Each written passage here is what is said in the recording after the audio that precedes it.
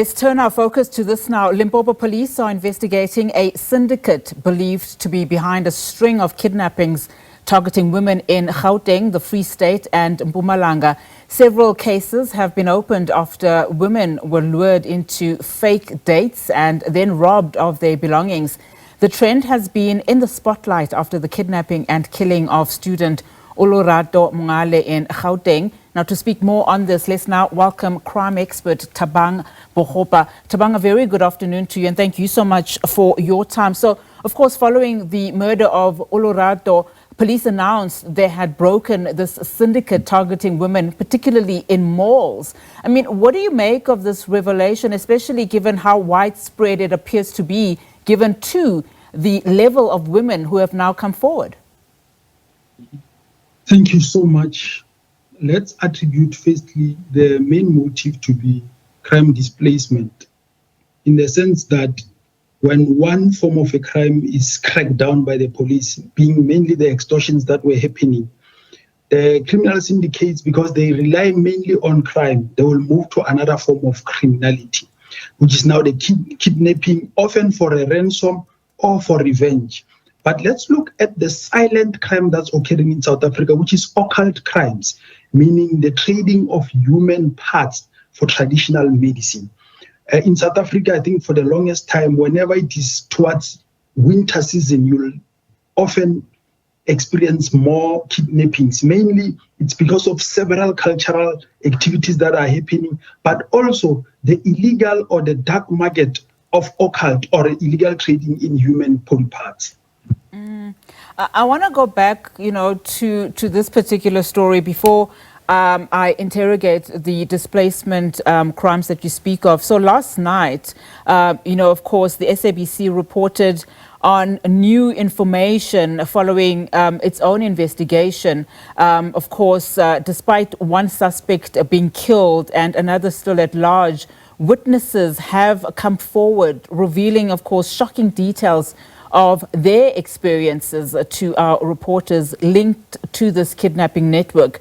I mean, how concerned should we be that, in fact, it's quite possible that many more suspects are still on the run and possibly kingpins too associated to this particular trend? Thank you so much. Like I've mentioned in terms of the broken window theory, that whenever a crime seems very easy to commit, but also high reward, will often be one of the best crimes to be committed by this criminal syndicate. So what you'd find is that for normal or average family people, whenever a family member is being kidnapped and there is a ransom required, families would be told or coerced not to involve the police. So it's easier to say, if you want your child alive, do not call the police, give me 100,000.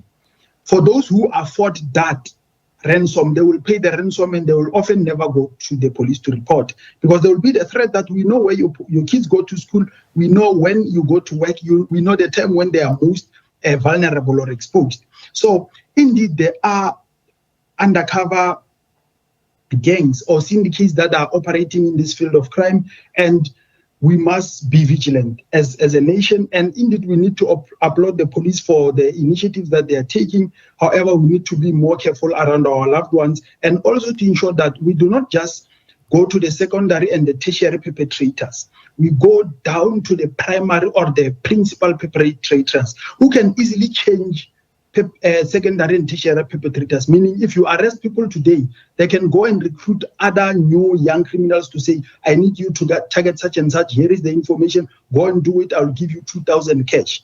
So we need to go to the root of this crime and apprehend and also convict the primary perpetrators who are the kingpins. I mean, you've spoken about a number of issues there.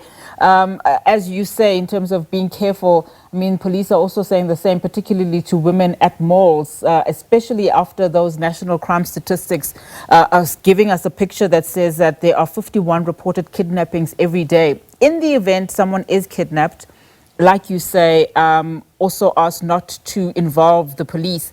I mean, in this particular situation, We don't know of any ransom that has been solicited or wanted from the family members, but just that these young ladies were robbed themselves of their belongings, their cell phones, their bank accounts being wiped clean. But in the event of somebody being kidnapped, what is then the right thing to do for many South Africans? Because this is a topic that everybody is basically speaking about, given just how rampant it is.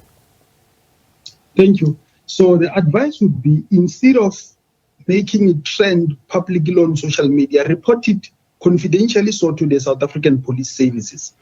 I'm saying this because within the SAPS, there are specialized units, particularly even negotiators and the special task force, who will follow up on the information, often without the perpetrators realizing that they are being tracked. So you'll communicate normally with the perpetrators or whatever that they demand, you play along, but making sure that you have reported it through the correct channels to the local police station.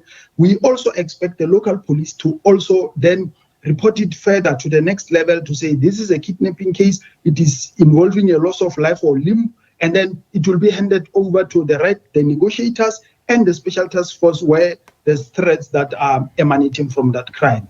And of course, then start circulating it within your trusted cycles to say, this is the situation that we are in.